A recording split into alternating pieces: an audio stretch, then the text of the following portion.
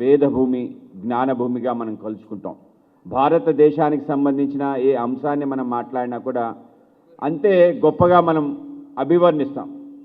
కానీ దురదృష్టం ఏమైపోయిందంటే సుమారు 1000 సంవత్సరాల పరాధీన పరిపాలన కారణంగా మనవి అనుకునే అంశాల పట్ల మనందరికీ కూడా తక్కువ భావన కలగటం,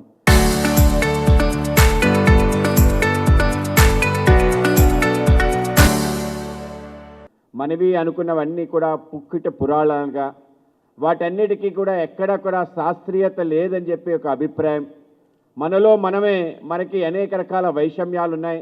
మనలో కుల వివక్షత ఉంది, మనలో అంటరానితనం ఉంది, మనలో సతీ సహగనం ఉంది, మన యొక్క అనేక రకాల ఆచారాలు ఏవైతే ఉన్నాయో అవన్నీ కూడా అశాస్త్రీయమైన అభిప్రాయం మనలో బలంగా ఉండటం, మన భాష గొప్ప భాష కాదు, పరభాష మనకి చాలా గొప్పదనే భావన, పంచకట్టటులోన ప్రపంచాన మునగాడు, కండువాల్ లేనిదే గడప దాటనివాడు, పంచభక్షాలు కంచాన ఉన్న గోంగూరకే గుటకలేసేవాడు, ఎవడయ్యవాడు ఎవడు వాడు ఇంకవుడు తెలుగువాడని చెప్పి సి నారాయణ రెడ్డి గారు చెప్పారు.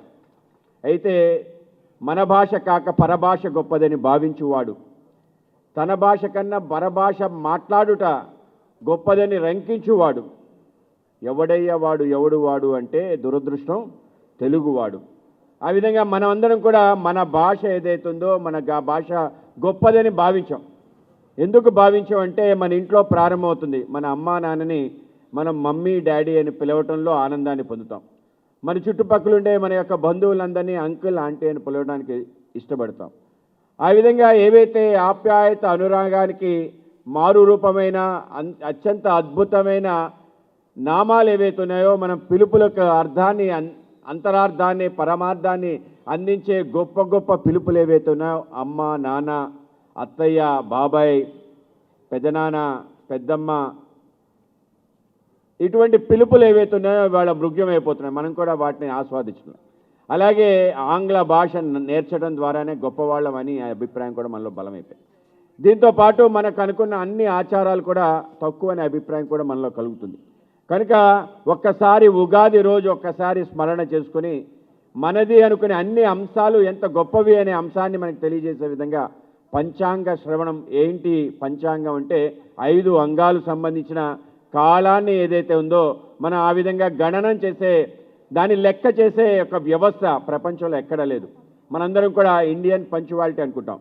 మనందరం ఇండియన్ పంచువాలిటీ అని చెప్పి ఎవరైనా లేటుగా వస్తే ఇండియన్ పంచువాలిటీ అని చెప్పి మనం పిలుస్తుంటాం.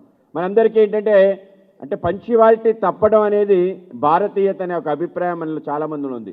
ఇది ఏ విధంగా మనకు వచ్చింది? ఒక విషయాన్ని ఈ దేశంలో పెట్టే ప్రయత్నం బ్రిటిష్ వాళ్ళు చేయటం జరిగింది. మనం ఇవాళకి కూడా దాన్నే నమ్ముతున్నాం.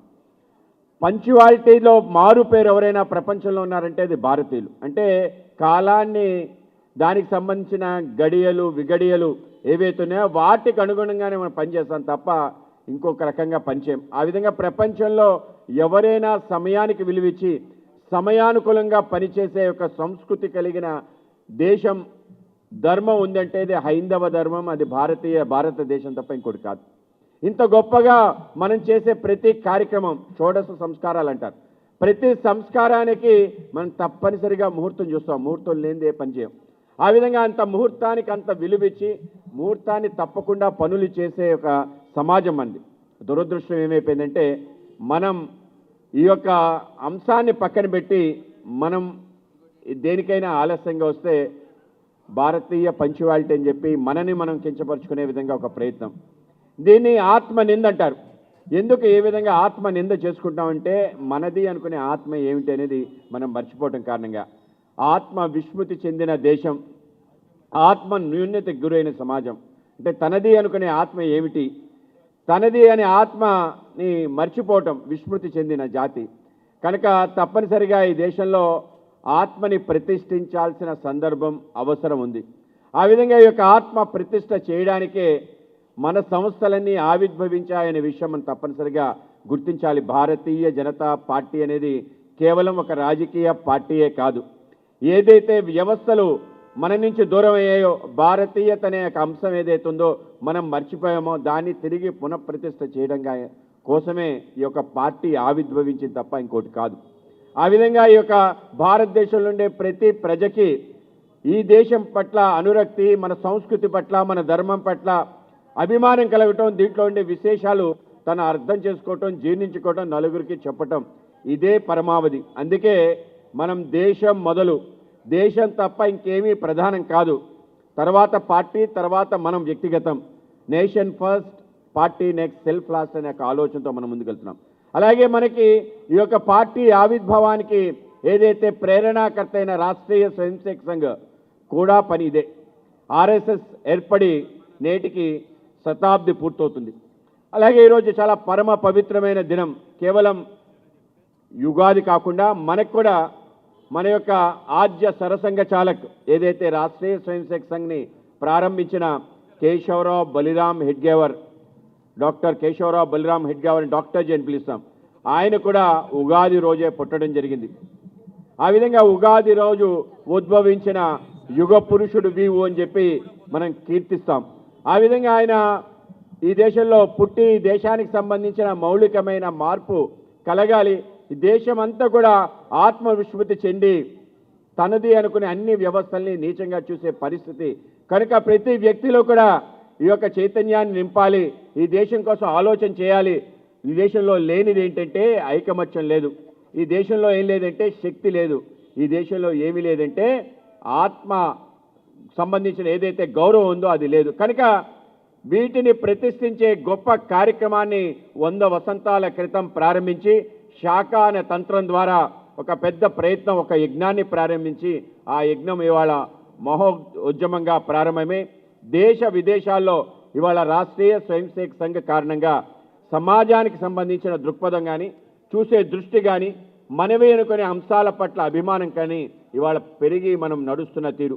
ఆ విధంగా డాక్టర్ జీని కూడా ఈ సందర్భంగా తప్పనిసరిగా గుర్తుంచుకోవాలి. ఆ విధంగానే రాష్ట్రీయ స్వయంసేవక సంఘ్ విజయదశమి రోజు ప్రారంభమైంది. ఈ దేశానికి విజయం చేకూరాలని, పరమ వైభవ స్థితి ఈ దేశానికి రావాలి, ఆ యొక్క గురుపీఠం ఏదైతే ఉందో ఆ గురుస్థానం ఈ దేశానికి రావాలి కనుకనే ప్రారంభమైంది ఒక యజ్ఞం. ఆ యజ్ఞం నడుస్తూ ఇవాళ మనం పరాభవ నామ సంవత్సరంలోకి రావటం జరిగింది. చాలామందికి ఈ యొక్క సంవత్సరం కేవలం ఒక సంవత్సరం కాదు, ఇది ఒక ప్రారంభం. పరా అంటే చాలామంది పరాభవం అంటే ఏదేదో అవమానాలకి సంవత్సరంగా భావిస్తారు, కాదు, ఇది పరాశక్తి సంబంధించిన పరాశుడు సంబంధించిన వాళ్ళన్నింటినీ దాడులు చేసి వాళ్ళ దగ్గర నుంచి లాక్కునే ప్రయత్నం చేయం. మన అన్ని దేశాలకి మార్గదర్శకంగా ఉంటాం. భారతదేశంలో ఏవైతే విషయాలు ప్రపంచానికి అందించిందో వాటి ద్వారానే ప్రపంచ ముక్తి కలుగుతుంది తప్ప ఇంకోటేమి కాదు అనే విషయాన్ని కూడా చెప్పడానికి మనమే కారణభూతులవుతాం. ఆ విధంగానే ఆద్యులం కాబోతాం. ఏ వైభవాన్ని అయితే భారతదేశం అనేక యుగాల క్రితం చూశారో ఆ యుగం మళ్ళీ ప్రారంభం కాబోతుంది. ఆ విధమైన ఒక వైభవం రాబోవడానికి ఇది ఒక శుభమైన పరిణామంగా మనం భావించాలి. ఈ యొక్క ఉగాది ఏదైతుందో అత్యంత పవిత్ర పావన సంవత్సరంగా మనం భావించాలి. ఆ విధంగా భారతదేశ వైభవం ముందుకెళ్తుంది. ప్రపంచం అంతా కూడా ఇవాళ దాడులు జరుగుతున్నాయి, ప్రపంచంలో యుద్ధాలు జరుగుతున్నాయి. విచిత్రం ఏంటంటే ఏ దేశాలు యుద్ధం చేస్తున్నాయో ఆయా దేశాలకెళ్ళి ఆ దేశానికి సంబంధించిన అనేక అంశాలు మాట్లాడి మనకనుకునే విషయాల్ని మనం తెచ్చుకునే తీరు. రష్యా వెళ్ళి రష్యాతో ఒప్పందం చేసుకున్న తీరు, అటు ఉక్రెయిన్కి వెళ్ళి జెలిస్కీతో మాట్లాడి వచ్చిన తీరు, ఇటు ఇజ్రాయెల్కి వెళ్ళి అక్కడుండే నెతన్యాహుతో మాట్లాడి వచ్చిన తీరు, అటు దుబాయ్, అటు బహ్రెయిన్, అటు ఒమాన్, ఇటువంటి అన్ని దేశాలు తిరిగి చివరికి ఇరాన్తో కూడా మాట్లాడి ఇరాన్తో కూడా ఒప్పించి మన యొక్క ఏవైతే ఓడలు ఉన్నాయో ఈ మధ్య మన అందరి హోటల్స్ మూసిపడ్డాయి, ఆ హోటల్స్ అన్నీ త్వరలో తెరుచుకుంటాయి. ఎందుకంటే ఏదైతే హమ్రోజ్ జలసంధి ఉందో ఆ జలసంధిని కేవలం భారతీయ నౌకలను మాత్రమే మేము పంపిస్తామని ఇరాన్ చెప్పింది. ఎందుకు చెప్పింది? గదర్లో మనం పోర్టు కడుతున్నాం, ఒక అద్భుతమైన రోడ్డు నిర్మాణం చేస్తున్నాం, ఇరాన్ సంబంధించి అనేక విషయాల్లో మనం ముందుండి నడిపిస్తున్నాం. పక్కన ఆఫ్ఘనిస్తాన్ తాలిబాన్ రాజ్యం ఉన్నా వాళ్ళతో మన దౌత్య సంబంధం. ఇవాళ ప్రపంచం ఆశ్చర్యపోతుంది. అన్ని దేశాలు యుద్ధం చేసుకుంటున్నాయి, వీళ్ళు చాలా ఆనందంగా ఉన్నారు, అన్ని దేశాలతో వాళ్ళకి కావాల్సిన వనరులు సమకూర్చి ముందుకెళ్తున్నారు. ఇదే మన విదేశాంగ విధానం యొక్క విజయం. ఆ విధంగా మనవి అనుకునే అంశాలకి మనం తెచ్చుకుందాం, వాళ్ళు చూసుకుంటారు. మనకి మన దేశ అవసరాలు ముఖ్యం.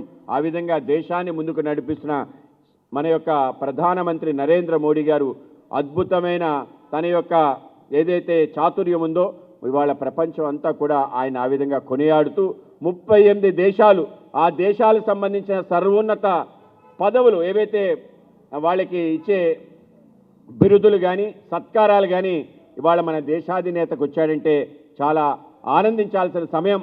సుమారు 9 గల్ఫ్ దేశాలుంటే 7 దేశాలు వాళ్ళ యొక్క సర్వోన్నత పురస్కారం నరేంద్ర మోడీ గారికి ఇచ్చారు. అవన్నీ కూడా ఇస్లాం ఆధారంగా పరిపాలన కాబడుతున్న దేశాలని గమనించాలి. ఆ విధంగా ఇవాళ ప్రపంచ జైత్ర యాత్ర చేసిన ధీరుడిగా నరేంద్ర మోడీ గారు నిలబడ్డారు. ఆ విధంగా రాబో కాలం మరింత మంచిగా అందరికీ శుభాలు జరిగే ఒక గొప్ప సందర్భం అని చెప్పి మనందరం కూడా తప్పనిసరిగా భావించి ఆ విధంగా ముందుకెళ్ళాలి. ఇవాళ భారతీయ జనతా పార్టీ రాష్ట్ర కార్యాలయంలో ఇవాళ పంచాంగ శ్రవణంతో పాటు చుట్టుపక్కల ఉండే అన్ని కుటుంబాలని పిలవటం జరిగింది. మనందరం తప్పనిసరిగా మనవి అనుకునే అంశాల పట్ల, స్వ అనే అంశం పట్ల తప్పనిసరిగా అభిమానం పెంచుకోవాలి. మనవి అయిన మన యొక్క సంగీతం, శాస్త్రీయ సంగీతం, మన యొక్క నృత్యం, ఇందాక నృత్యం చేశారు, దాన్ని కూడా శాస్త్రీయ నృత్యం అంటారు. అలాగే మన భాషలు శాస్త్రీయమైన భాషలు. మన పండగ ఇవాళ ఉగాది, ఇది అత్యంత శాస్త్రీయమైన పండగగా భావించాలి. షడ్రుచులు ఏ విధంగా అయితే మనకి ఈ యొక్క షడ్రుచుల కారణంగా మన యొక్క శరీరం, మన యొక్క మనస్సు, మన యొక్క బుద్ధి, మన యొక్క ఆత్మ ఏ విధంగా ఉండాలి, దాన్ని నియంత్రించి జీవితం యొక్క విలువ, జీవితం అంటే ఏమిటి, దాని యొక్క అర్థం, పరమార్థం ఈ యొక్క పచ్చడి ద్వారా ప్రపంచానికి అందించే వ్యవస్థ ఇంకే దేశంలో, ఏ సంస్కృతిలో లేదు. అటువంటి గొప్ప సంస్కృతి మనలో ఉంది. కనుక ఉగాది పచ్చడి యొక్క శాస్త్రీయత, దాని యొక్క అంతరార్థం, పరమార్థం కూడా తప్పనిసరిగా తెలుసుకోవాలి. దీంతో పాటు ఈ సంవత్సరం పేరు 60 సంవత్సరాలు, 60 పేర్లు ప్రభవ నామతో మళ్ళీ చివరికి అక్షయ నామతో ముగించే ఈ యొక్క 60 సంవత్సరాలు మనిషి యొక్క అర్ధ ఆయుర్దాన్ని తెలియజేసే అంశం. ఆ విధంగా 360 డిగ్రీలుగా ఆలోచన చేసి పూర్ణంగా అనంతంగా ఆలోచన చేసే ఒక వ్యవస్థ. ఆ విధంగా శూన్యము, ఇన్ఫినిటీ, జీరో, ఇన్ఫినిటీ మన ప్రపంచానికి ఇచ్చాం. వాటన్నిటి గురించి తెలియజేయటం, కాల గమనం గురించి తెలియజేయటం, నక్షత్రాలు, రాసులు, మొత్తం ప్రపంచం యొక్క గమనాన్ని తెలియజేసేది, పంచభూతాల యొక్క వ్యవస్థని, ఈ యొక్క పంచాంగాల యొక్క స్థితిని ఆ విధంగా తెలియజేసే గొప్ప సందర్భం. ఈ సంవత్సరం మనకు చాలా ఆనందం ఏంటంటే ఈ సంవత్సరం రాజు ఎవరు, ఇందాక గురువు గారు చెప్పారు గురువు అని. సో ఆ విధంగా గురుభూమి అయిన ఈ దేశంలో రాజు గురువు కాబట్టి మనకి తిరుగు ఉండదు. కనుక ఏ రాసుల్లో ఉన్నా, ఏ గడియల్లో ఉన్నా మనందరికీ మంచి జరుగుతుంది. అటువంటి ఒక మంచి సందర్భం మనందరం తప్పనిసరిగా మరొకసారి త్రికరణ శుద్ధిగా దేశం పట్ల, మన ధర్మం పట్ల, మన సంస్కృతి పట్ల, మన పండగల పట్ల, మన భాష పట్ల మరొకసారి పునరంకితమై ముందుకెళ్ళడానికి మనందరం కూడా తప్పనిసరిగా ఆ యొక్క ప్రతిజ్ఞ చేయాలి, స్వదేశీ ప్రతిజ్ఞ చేయాలి. ఆత్మ నిర్భర్ భారత్ కోసం మనం అందరం కలిసి కృషి చేయాలి. ఆ విధంగా వెళ్ళడానికి ఒక గొప్ప సందర్భం. ఆ విధంగా ఉగాది పర్వదినాన మీ అందరినీ కలవటం, ఈ యొక్క 4 విషయాలు మాట్లాడటం ఆనందంగా ఉంది. అందరికీ కూడా శ్రీ పరాభవనామ సంవత్సర ఉగాది శుభాకాంక్షలు. ఈ ఉగాది సందర్భంగా మనకి ఆర్ష సంప్రదాయంలో వివిధ ప్రాంతాల్లో వివిధ పద్ధతుల్లో ఈ నూతన సంవత్సరం జరుపుకోవడం అనేది ఆనవాయితీగా వస్తూ ఉన్నది. మన ప్రాంతంలో ముఖ్యంగా చంద్రుడి గమనాన్ని ఆధారం చేసుకుని ఉగాది నాడు కొత్త తిథికి మనకి వేపూత రావడం, ఇక్కడ కాలమానం రీత్యా, ఇక్కడ ప్రకృతి మార్పుల రీత్యా కూడా చాంద్రమానంలో వసంత ఋతువు చైత్రమాసంతో మనం ప్రారంభం చేస్తూ ఉన్నాం. ఆ రోజున పంచాంగ శ్రవణం, పంచాంగ పఠనం చేయడం మనకి ఆనవాయితీగా వస్తున్నది. దానివల్ల ఏంటి ప్రయోజనం, ఎందుకు ఈ పని మనం చేస్తున్నాం, పెద్దలు ఎందుకు ఇలా పెట్టారు అంటే, శ్రీ కళ్యాణ గుణావహం రిపుహరం దుస్వప్న దోషాపహం గంగా స్నాన విశేష పుణ్య ఫలదం గోదాన తుల్యం నృణాం ఆయుర్వృద్ధిదముత్తమం శుభకరం సంతాన సంపత్ప్రదం నానాకర్మ సుసాధనం సముచితం పంచాంగమాకర్ణ్యతాం. ఇక్కడ మనకి ఏం చెప్తూ వచ్చారంటే, సహజంగా మనకి పంచాంగ శ్రవణం చేయటం వల్ల ఈ వార్షిక ప్రణాళిక వేసుకోవటం ఒక ఎత్తు అయితే, దాంతోపాటుగా దైవికంగా మనకి శుభాలు జరుగుతూ ఉంటాయి, దుస్వప్న దోషాలు పోతూ ఉంటాయి, శత్రుబాధలు తగ్గుతూ ఉంటాయి. ఈ సంవత్సరం ఎట్లా ఉండాలి, ఏది మంచి ఏది చెడు, దేన్ని మనం నిగ్రహించుకోవాలి, ఏది బాగుంది ఏది బాగలేదు, ఏ విషయంలో జాగ్రత్త పడాలి, ఇవన్నీ కూడా తెలుస్తూ ఉంటాయి. గంగా స్నానం చేసినటువంటి ఫలితం వస్తుంది, గోదానం చేసినటువంటి ఫలితం వస్తుంది. గోదానం అనేది ఖర్చుతో కూడుకున్నది, అందరూ చేయలేరు. కాబట్టి ఇటువంటి సత్కార్యంలో పాల్గొంటే అటువంటి పుణ్య ఫలితం కూడా వస్తుంటుంది. ఆయుర్వృద్ధి జరుగుతుంది, ఆయుర్దాయానికి మంచిది, ఆరోగ్యానికి మంచిది, అట్లాగే సంతాన సంపత్ప్రదం, శుభకరం.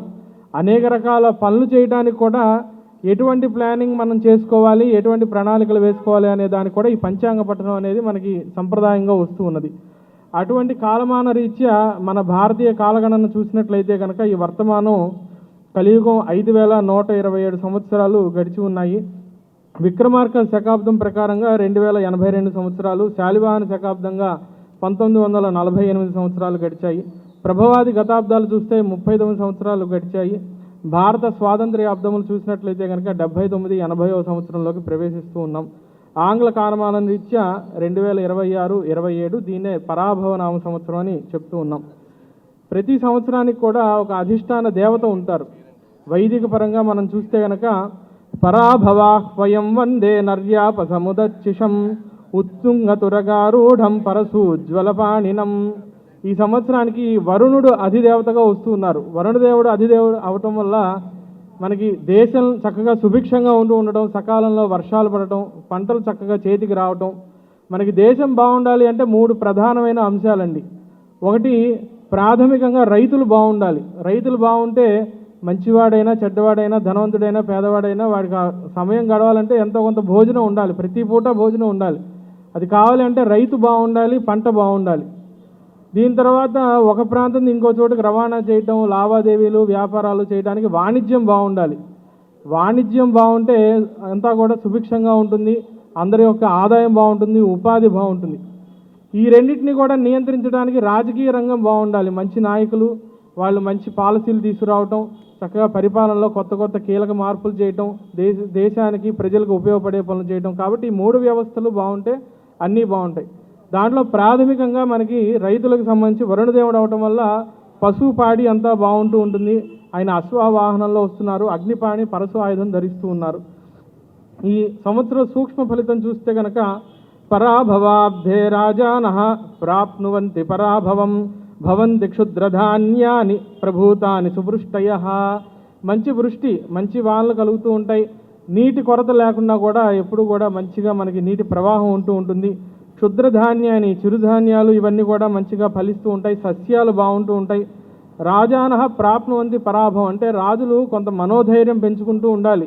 ఎటువంటి సంకట పరిస్థితులు ఏర్పడినా కూడా నిబ్బరంగా, నిర్భయంగా ఉండటం. ఎవరో ఏదో అన్నారు, వేరే వాళ్ళు ఏదో ఎలిగేషన్స్ చేశారని ఏమాత్రం భయపడకుండా స్థితప్రజ్ఞతతో, మనకి ఎట్లయితే మన దేశం మీద ఎన్ని ఆరోపణలు వేరే దేశాలు చేసినా మన కేంద్ర ప్రభుత్వం ఒక ధైర్యంతో, స్థైర్యంతో వాళ్ళకి ఏమాత్రం చెల్లించకుండా మన లక్ష్యంపైనే మనం వెళ్తూ ఉంటామో అటువంటి పరిస్థితి ఈ సంవత్సరంలో అధికారులందరూ కూడా అలవాటు చేసుకుంటూ ఉండాలి. ఇక రాజాది నవనాయకులు చూస్తే కనుక గురుడు రాజే ఉన్నారు. దేవగురు బృహస్పతి మిథున లగ్నంలో, మిథున రాశిలో ఉంటూ ఉన్నారు. ద్విజాతయ కర్మరతాస్స ధర్మాః. అందరూ కూడా ఈ ద్విజాతుల వారు అంటే పరిపాలనా రంగం, మేధావి వర్గం, అట్లాగే వాణిజ్య రంగం, వీళ్ళందరూ కూడా ఎవరి కర్మ ప్రవృత్తులు వారు అనుసరిస్తూ అన్నీ కూడా సుభిక్షంగా సకాలంలో పనులు చేసుకుంటూ ఉంటారు. అట్లాగే వర్ణాశ్రమ ధర్మాలన్నీ బాగుంటాయి. నాయకులు దేశం యొక్క ప్రయోజనం కోసమే పనిచేస్తూ ఉంటారు. ఇది అన్నిటికన్నా ముఖ్యమైనటువంటి అంశం. స్వలబ్ధి కాకుండా దేశలబ్ధి, ప్రజల లబ్ధి కోసం వారు నిర్ణయాలు తీసుకుంటూ ఉండటం. దేశం సుభిక్షమై ప్రజలు సుఖిస్తూ ఉంటారు, సుఖ సంతోషాలతో మంచి సువృష్టితో ఉంటూ ఉంటుంది. మంత్రి కుజుడై ఉన్నాడు కాబట్టి మంత్రాంగం